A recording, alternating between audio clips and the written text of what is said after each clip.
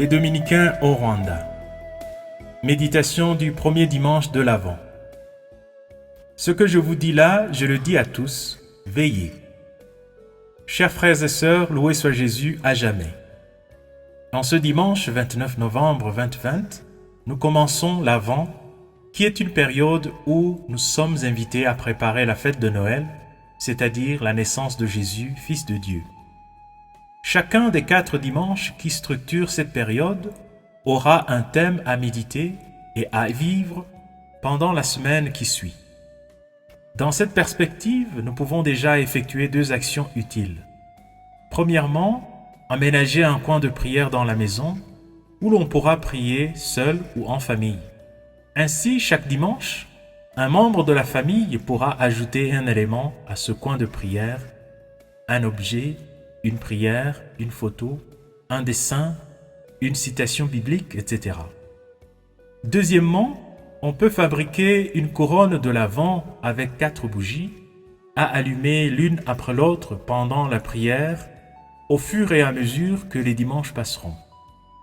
En référence au texte des 4 dimanches de l'Avent 2020, on pourra appeler la première bougie « Veillée », la deuxième bougie « Chemin », la troisième bougie « Joie » et la 4e bougie « Accueil ». Les textes de ce premier dimanche de l'Avent nous font entrer dans une conversation avec Dieu. Dans la première lecture, le psaume, et la deuxième lecture, les différents personnages demandent à Dieu de revenir. « Reviens Seigneur, à cause de tes serviteurs », dit Isaïe. « Dieu, fais-nous revenir, que ton visage s'éclaire et nous serons sauvés », chante le psalmiste. C'est toi Seigneur Jésus qui nous fera tenir fermement jusqu'au bout, dit saint Paul apôtre. Ces paroles adressées à Dieu rejoignent nos préoccupations actuelles. Après avoir enduré les conséquences de la Covid-19, nous voulons reprendre la vie normale, en famille, à l'église, au travail, entre amis et connaissances, dans nos projets, dans nos loisirs, etc. Ce temps de l'Avent nous est donc donné pour parler plus intimement avec Dieu, unir nos voix et lui demander de se manifester encore dans nos vies.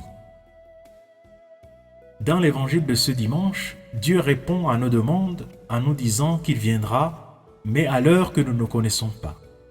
C'est la raison pour laquelle il nous invite à veiller pour être prêts à l'accueillir quand il viendra chez nous. Comment veiller alors ?